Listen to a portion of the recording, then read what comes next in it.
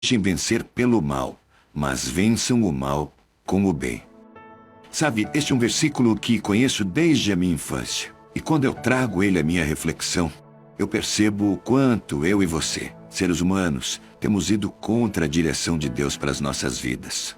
É cada vez mais frequente, aliás, ouvirmos afirmações de gente estressada e intolerante, do tipo, comigo é assim, bateu, levou. Você certamente já ouviu alguém falar uma expressão como essa. Outros que conhecem a palavra muitas vezes usam, olha, eu sou crente, mas não sou bobo, hein? Sou bonzinho sim, mas se mexer comigo, sai de baixo. A verdade é que, provavelmente, eu e você, em alguns momentos de nossas vidas, já agimos dessa maneira. E sabe por quê? Porque estamos cheios do nosso eu, cheios de nós mesmos. E daí, é claro, a nossa natureza, pecadora como é, não nos permite perdoar, amar, muito menos entender o que é que Deus quer de nós. Sabe, o versículo anterior a este que lemos diz, pelo contrário, se o seu inimigo tiver fome, dê-lhe de comer. Se tiver sede, dê-lhe de beber. Fazendo isso, você amontoará brasas vivas sobre a cabeça dele. É o que está em Romanos 12, 20. Sabe, o que Deus nos revela neste texto é que nós não devemos ter inimigos, porque o sangue de Jesus foi derramado por eles também. Você consegue entender isso? Portanto, quando nós temos dificuldade de amar ou de perdoar um semelhante, nós estamos dizendo, em outras palavras, que Deus errou em amar fulano ou em amar o ciclano. Lembre-se, só damos aquilo que temos. Portanto, aproxime-se de Jesus, que é fonte inesgotável de amor, e experimente as vitórias dele a cada dia. Como é que vocês se atrevem a falar contra o meu servo Moisés? Sabe, Moisés enfrentou muita oposição enquanto liderava o povo israelita. Mas o mais difícil para Moisés foi assimilar a oposição dentro da sua própria família. No livro de Números, capítulo 12, nós lemos que Arão e Míriam, seus irmãos, aliaram-se ao povo para criticar Moisés. Quando eles fizeram isso, Deus disse, agora escutem o que eu vou dizer. Quando há profetas entre vocês, eu apareço a eles em visões e falo com eles em sonhos. Com o meu servo Moisés é diferente, pois eu coloquei como responsável por todo o meu povo. Pois eu falo com ele face a face, claramente, e não por meio de comparações. Ele até já viu a minha forma. Como é que vocês se atrevem a falar contra o meu servo Moisés? Sabe, a punição do Senhor Deus contra os críticos de Moisés foi rápida e severa. Deus exige que respeitemos aqueles que Ele coloca como autoridade sobre nós, como, por exemplo, os nossos pais. Sabe, a bênção é uma consequência da obediência e do desenvolvimento de um espírito grato, de um espírito respeitoso. Você já expressou aos seus pais o quanto reconhece e o quanto aprecia o amor e o sacrifício que eles têm lhe dedicado? Não espere até amanhã. Eles precisam ouvir de você isso hoje. Pense nisso. A palavra de Deus diz, o Senhor Deus disse a Moisés, mande alguns homens para espionar a terra de Canaã, a terra que eu vou dar aos israelitas. Em cada tribo escolha um homem que seja líder. Sabe, amparados pelo Senhor e agraciados com sucessivos milagres, finalmente os israelitas estavam acampados nos limites de Canaã, depois de uma longa peregrinação pelo deserto. Eles aguardavam apenas um momento de entrar na terra prometida e tinham a consciência de que Deus não os abandonara um só dia em sua jornada pelo deserto e, além disso, providenciara tudo o que necessitavam. Então, o Senhor mandou que Moisés separasse 12 homens de sua confiança para espionar a terra a ser conquistada. E todos se reuniram para ouvir o seu relatório. 10 desses homens apresentaram uma visão negativa e amedrontada sobre o povo que habitava na terra. Apenas Josué e Caleb desafiaram o povo a não se esquecer o que Deus já havia feito por eles e encorajando-os a avançar e a conquistar a terra prometida por Deus. Os olhos do povo, porém, se voltaram para as dificuldades e não para as promessas de Deus. Eles esqueceram da fidelidade do Senhor sentiram medo. O medo é um sentimento humano normal e comum. No entanto, quando ele nos domina, ficamos paralisados. A violência é uma característica da sociedade atual. A insegurança, a instabilidade econômico-financeira causam medo em todos nós. Mas nós precisamos aprender a lidar com esse sentimento para que ele não arruine a nossa vida. De que forma? Recorrendo a Deus, o Senhor, que retém todo o poder em suas mãos. Busque a Deus, lembre-se de tudo o que Ele já fez por você. Dependa inteiramente dEle e louve-o antes e depois da vitória. Ele o fortalecerá a cada dia. Sabe, a nossa mente costuma travar uma verdadeira batalha. Por um lado, sabemos o que é errado e o que não devemos fazer.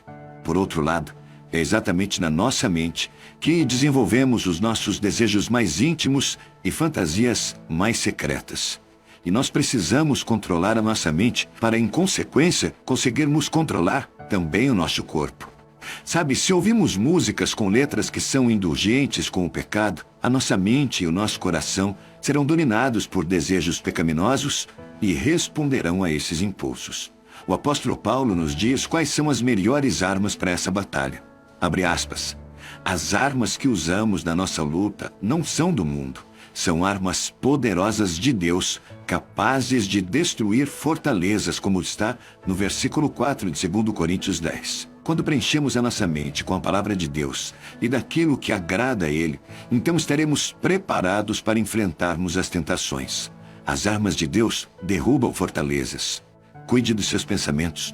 Use a Bíblia como um filtro para que só flua pela sua mente aquilo que está de acordo com a vontade de Deus. Dessa maneira, eu e você teremos mais condições para nos mantermos puros. E certamente, o nosso corpo responderá da mesma forma. Pense sobre isso. Segundo aos Coríntios 5,17, a palavra de Deus diz: quem está unido com Cristo é uma nova pessoa. Acabou-se o que era velho e já chegou o que é novo. Sabe, o apóstolo Paulo certa vez afirmou: eu sou o menos importante dos apóstolos e até nem mereço ser chamado de apóstolo, pois persegui a igreja de Deus, como está na primeira carta de Paulo aos Coríntios 15:9. Sabe, nestas palavras nós percebemos de uma maneira muito clara o arrependimento que ele sentia pelo seu passado. E se Paulo parasse por aí, nós poderíamos pensar que ele era uma pessoa deprimida, estagnada, com um enorme complexo de culpa e de inferioridade. Porém, ele logo completou: mas pela graça de Deus, sou o que sou. A graça que ele me deu não ficou sem resultados. Pelo contrário, eu tenho trabalhado muito mais do que todos os outros apóstolos. No entanto, não sou eu quem tem feito isso, e sim a graça de Deus que está comigo. 1 Coríntios 15:10. Sabe, um dos segredos para uma autoestima equilibrada não é saber amar a si mesmo, mas aprender o quanto o Senhor nos ama e o que a sua graça pode realizar em nós. Precisamos nos sentir filhos de Deus antes de servos. Podemos servir ao Senhor por simples senso de obrigação, mas como filhos, o servimos porque a sua graça enche o nosso coração de amor. Quando servimos a Deus, constrangidos pela sua graça em nossa vida, os serviços se tornam uma fonte de alegria e de realização.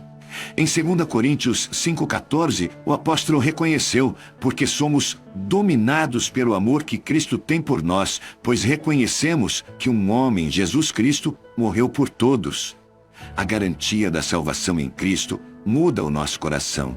Nós somos dominados pelo amor que Cristo tem por nós, e isso afeta a nossa vida em todos os aspectos. Sabemos que, mesmo quando parece não haver saída, quando nos sentimos no fundo do poço, podemos nos atirar nos braços de Deus com a confiança e a certeza de que Ele está nos segurando firme e amorosamente.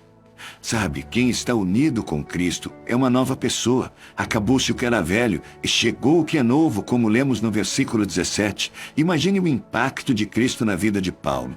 O seu passado cheio de perseguições, prisões e mortes acabou em Cristo. Ele sabia que era uma nova pessoa e que o seu alvo era o futuro, a eternidade. Em Cristo, eu e você podemos ter a certeza de que acabou o que era velho. Então lembre-se, você é uma nova pessoa, um filho de Deus. Descanse na graça do Papai e alegre-se na certeza da sua salvação. Vamos orar? Senhor Deus, Pai amado, muito obrigado por esse dia lindo que o Senhor fez. Obrigado, Senhor, por esta palavra tão preciosa ao nosso coração.